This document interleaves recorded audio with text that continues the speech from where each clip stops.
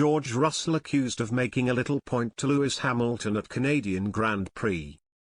George Russell has been accused of making a point to Lewis Hamilton ahead of the Canadian Grand Prix by Sky Sports F1 expert Craig Slater. The Sky Sports host said the former Williams driver made a point of claiming he could have been third or fourth, ahead of Hamilton, if he hadn't taken the gamble on dry tyres. Russell has beaten Hamilton at every race bar the opening Grand Prix in Bahrain, but will have his work cut out to keep up the record starting 4 places lower down.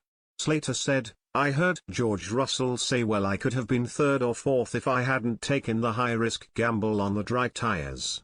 Almost making a little point that Lewis might not have out-qualified me yesterday." Russell's slick tyre gamble didn't pay off as he spun around at turn 2 and damaged his rear wing. The decision meant he was unable to get a final run on the board and slipped to 8th as the track conditions improved. Hamilton opted to stay on the intermediate tyres for his final run and appeared to secure a front-row start before he was bipped by Fernando Alonso and Carlos Sainz. However, 2009 champion and former teammate Jenson Button defended Hamilton's decision. He explained that F1 was not about being the quickest and praised the 7-time champion for using his experience to make the right decisions.